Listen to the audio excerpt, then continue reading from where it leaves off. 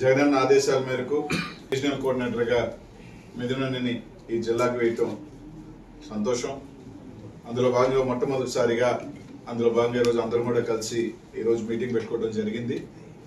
తప్పకుండా ఏదైతే 2014-19లో ఏ విధంగా పోరాటం చేసి 2019లో జిల్లాలో 10కి 10 సీట్లు వచ్చేదానికి ఎంపీలు కూడా అదేవిధంగా మళ్ళీ కూడా అందరం కలిసికట్టుగా వైఎస్ఆర్ కాంగ్రెస్ పార్టీని బలోపేతం చేసుకుంటూ మళ్ళీ అధికారంలోకి వచ్చే దిశగా కూడా తప్పకుండా కూడా ముందుకు వెళ్తాం.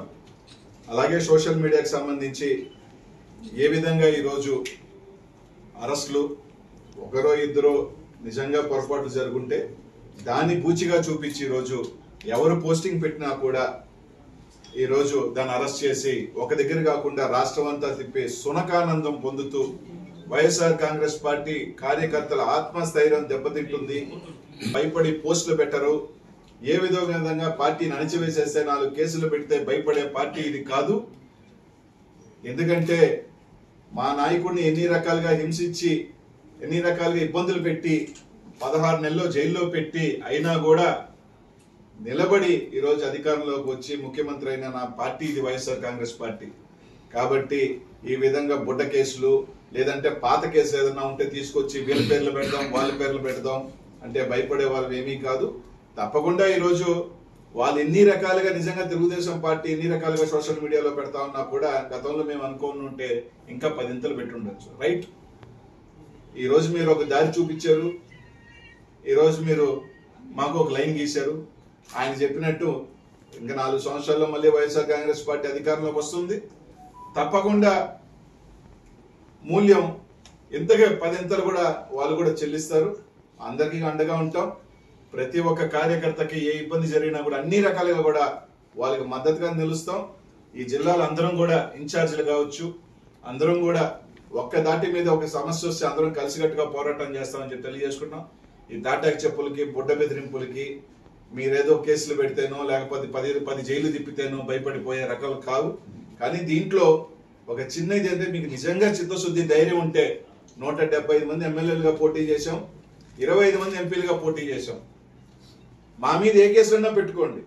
చదువుకునే పిల్లలు మామూలుగా పార్టీకి మద్దతుగా కూడా ఒక పోస్ట్ పెట్టినా కూడా వాళ్ళని అరెస్ట్ చేసి వాళ్ళ జీవితాలతో ఆడుకుంటున్నారు. మీరు కూడా కేసులు అయినాయి. ఈడీ స్టేట్ గవర్నమెంట్ చేతిలో లేదు. అదేవిధంగా ఇది వరకు ఈడీ పూర్తిగా ట్రైల్ ఆఫ్ మనీ కూడా తీసింది. సో ఇవన్నీ కూడా ఇప్పుడు అధికారంలోకి వచ్చినాక ఇవన్నీ మాట్లాడినా కూడా కోర్టు పరిధిలో ఉంది కాబట్టి కోర్టు పరిధిలోనే తెలుస్తుందని చెప్పి కూడా నిర్ణయం చేస్తాం. వరుసగా అరెస్టులు చేస్తున్నారు. దీనిపైన ఒకటైతే వాస్తవం అండి, ఈ రోజు పోస్టులు అంటే జగన్మోహన్ రెడ్డి గారు ముఖ్యమంత్రిగా ఉన్నప్పుడు అనరాని మాట్లాడినారు, రకరకాల పోస్టింగ్లు అన్ని పెట్టినారు. ఇప్పుడు ప్రభుత్వాన్ని నిలదీసే పరిస్థితి వస్తే మీరు ఎందుకు ఈ విధంగా తప్పు చేస్తున్నారంటేనే ఈ రోజు రకరకాల కేసులు పెట్టి ఈరోజు సోషల్ మీడియా యాక్టివిస్టులు కానీ అదేవిధంగా కార్యకర్తల్ని ఈరోజు రకరకాలుగా ఒక భయభ్రాంతులు గురి చేసే విధంగా స్టేషన్లు తిప్పి ఇవన్నీ కూడా చేస్తున్నారు. వీటిని ధీటుగా ఎదుర్కొంటాము. ఈరోజు జగన్మోహన్ రెడ్డి గారు ఖచ్చితంగా అందరూ కూడా అండగా నిలబడతానని చెప్పి మాట కూడా ఇచ్చినారు. సో సోషల్ మీడియా యాక్టివిస్ట్ అందరూ కూడా పార్టీ వాళ్ళ ఖచ్చితంగా వాళ్ళకి సపోర్ట్ గా ఉంటుందని ముఖ్యంగా ఒక విషయం సార్, వాలంటీర్ వ్యవస్థ ఎంతో ప్రతిష్టాత్మకంగా చేపట్టారు మీరు 2019 అధికారులు రాగానే. దాన్ని ఈ రోజే వాలంటీర్ వ్యవస్థ అసలు పూర్తిగా లేదు అని చెప్పి మంత్రి కూడా శాసన మండలిలో చెప్పిన పరిస్థితి ఉంది. దీని మీద మీ స్పందన పార్టీ ఎంతో విలువ ఉంటుందో ఈ రోజు వాలంటీర్లు అందరూ కూడా ప్రజలందరూ కూడా తెలిసి ఉంటుంది. నేను జీతం 5,000 ఉండేది 10,000 పెంచుతాను, మీకు అందరు కూడా మీరే కొనసాగుతారు అని చెప్పి ఈ రోజు చంద్రబాబు నాయుడు గారు అదేవిధంగా ఆయన దగ్గర పనిచేసే మంత్రులందరూ కూడా గతంలో ఎలక్షన్ ముందు చెప్పారు. ఎలక్షన్ అయినాక పూర్తిగా మాట మార్చి చెప్పారు. ఆ రోజే చెప్పాం చంద్రబాబు నాయుడు గారు వస్తే మాట పైన ఉంటారు, ఇవన్నీ కూడా మోసం చేస్తారని. సో ఇదే కాదు, ఈ రోజు గ్యాస్ సిలిండర్లు కానీ మిగతా సూపర్ 6 హామీలు కానీ మిగతా కూడా అన్ని విషయాలు కూడా ఈ రోజు మాట మార్చే పరిస్థితి చూస్తా ఉన్నాము. సో చంద్రబాబు నాయుడు గారిని ప్రజలు పూర్తిగా ఇంకా కూడా ఇప్పటికి కొన్ని విషయాలే చూశారు. ఇంకా కూడా రాబో రోజుల్లో మిగతా అన్ని కూడా విషయాల్లో ఎన్ని యూటర్న్లు తీసుకుంటారో కూడా ప్రజలు గమనిస్తారని చెప్పి కూడా నేను ఖచ్చితంగా. ఇప్పుడు గెలుపోవటంలో సహజం.